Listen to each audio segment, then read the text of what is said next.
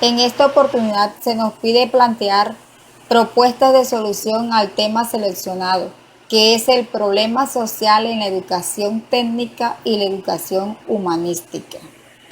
Para el desarrollo del tema, contamos con la opinión de un ciudadano de nuestra comunidad, el señor José Silva Maestre, quien además de ser un profesional en derechos civiles, es un líder social que trabaja activamente por la defensa de los derechos de los miembros de su comunidad, considerándole por sus méritos como una persona idónea para hablarnos del tema. Para ello le pedimos dar respuesta a unos interrogantes y describir con sus propias palabras una propuesta que considere pueda ser la solución a la problemática.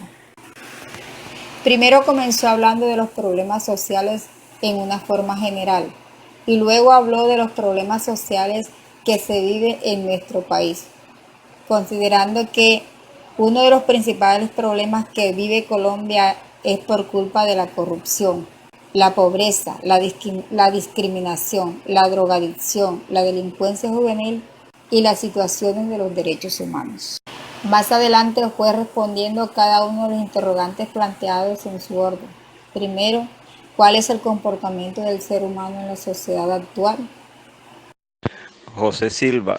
vamos a plantear primeramente el aspecto de corrupción en el Estado colombiano.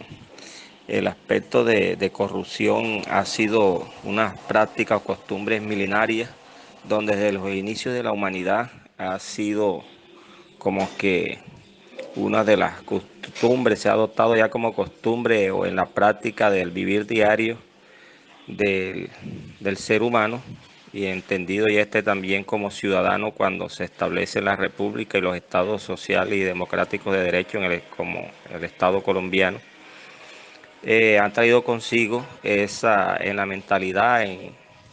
y lo han adoptado como aspectos o patrones culturales, esa serie de conductas de omisivas de ciertos aspectos de lo que corresponde a lo que debe ser de un ciudadano entre sus relaciones interpersonales o sus relaciones en la sociedad o en el mismo estado, de tener un comportamiento digno y ético para poder relacionarse con los demás y poder crear unos ambientes de convivencia sanos y de relaciones y de lógicamente que esto contribuye al crecimiento y al desarrollo del mismo territorio que lo, que lo prepara o le permite habitar. Y esto lógicamente también tiene mucho que ver los gobiernos establecidos en los diferentes estados en la parte histórica o de periodos tras periodos. Aquí en Colombia se puede ver desde que antes eh, desde que se hizo el Gran Frente Nacional o de todos los conflictos que ha vivido Colombia, en gran manera ha tenido mucho que ver la corrupción, que si bien hablamos desde antes de los 50 que se vivían aquí las grandes guerras guerras partidistas entre partidos, pero en el fondo lo que los confrontaba siempre era el poder y la riqueza y la tenencia de la tierra, pero lo que sí peleaban ellos era lógicamente la corrupción para mirar quién se llevaba la mayor parte de las riquezas o del poder político. Y es así cuando se hace un acuerdo entre liberales y conservadores para, supuestamente le hacen creer al pueblo que era para terminar la confrontación y terminar como que el conflicto. Pero lo que se tejió fue en ese momento que hace un acuerdo el Partido Conservador y el Partido Liberal, fue un gran acuerdo para poder aumentar los niveles de corrupción en el país, desconociendo los derechos de los más vulnerables o de los pobres. Y lógicamente, desde esa parte hacia acá, lo que se construyó fue una mentalidad pobre, corrupta del ser humano y sobre todo el de a pie, donde los que han ostentado el poder desde esos tiempos hasta la fecha generaron, generaron en el país toda esta serie de zozobra que hoy estamos cosechando con los grandes niveles de corrupción donde están involucrados desde el más pudiente empresario en la parte privada hasta el más ostentoso político gabonal que ha manejado siempre las líneas del poder. Segundo, le preguntamos cómo lograr construir una nueva sociedad que le permita la convivencia, el respeto por el bien común, la equidad y la justicia social. Los niveles de pobreza tienen mucho que ver con los modelos económicos aplicados en el país, la forma como se maneja el modelo económico, eso genera mucho lo que tiene que ver con la pobreza, porque desde el modelo económico, que sea un modelo económico equitativo, donde crezca equiparadamente, dando a cada habitante del Estado colombiano las condiciones mínimas de participación y de inclusión,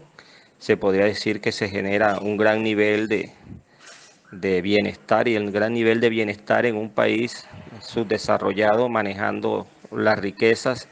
manejando la deuda externa e interna, un buen modelo político, saneando el funcionamiento de la justicia, cambiando los modelos educativos y todos esos aspectos que tienen que ver con el crecimiento del ser humano y su bienestar, lógicamente lo lleva a un nivel de vida estable y saliendo de esos niveles de pobreza y de pobreza extrema, que es lo que degenera en la corrupción, degenera en la delincuencia, degenera en la drogadicción, en la prostitución, degenera también en rompimiento, desquebrajamiento de las unidades familiares. Es decir, cuando hay un modelo económico inequitativo donde cada día los ricos se hacen más ricos y los pobres lógicamente se vuelven más pobres, esto aumenta desmesuradamente la pobreza en todos los sectores de la sociedad de un Estado como este. Y si un Estado social y democrático de derecho no se está aplicando como generalmente lo establece la Constitución Política del 91, que habla de unos derechos fundamentales y otros derechos económicos, sociales, políticos y ambientales que realmente no se están aplicando.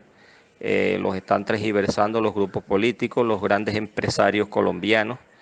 que administran recursos, pero para enriquecerse y aumentar sus patrimonios personales y familiares, y no le están aportando a la sociedad ni tienen que ver mucho con la responsabilidad social empresarial. Y por último le preguntamos cómo se puede crear una sociedad desde la cordialidad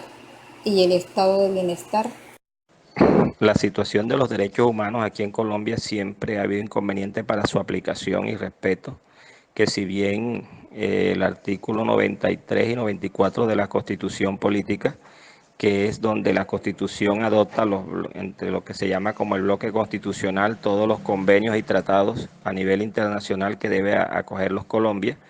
lo que tiene que ver con el Estado colombiano y sus diferentes gobiernos y las fuerzas, el Ministerio de Defensa a través de sus instituciones como la policía y el ejército difícilmente han respetado ese principio de los derechos humanos, y los mismos gobiernos, donde Colombia en algunos momentos ha sido desertificado,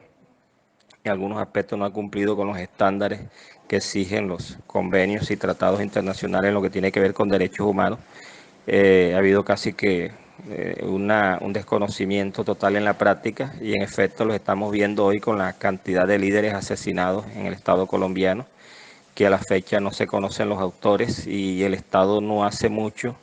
que se le vea el esfuerzo realmente para que se reconozcan esos derechos humanos a todos los líderes sociales y demás personas, que como civiles que se ven comprometidos en los enfrentamientos que tiene el Estado colombiano con los grupos ilegales o los grupos alzados en armas de forma ilegal.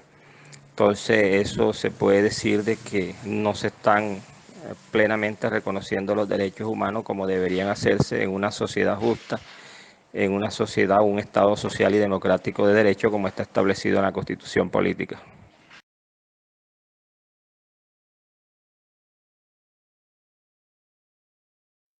Bueno, hablando de escuela, la primera escuela que debe formar al ser humano es la familia. Ahí es donde surge la primera escuela y donde se deben enseñar los valores,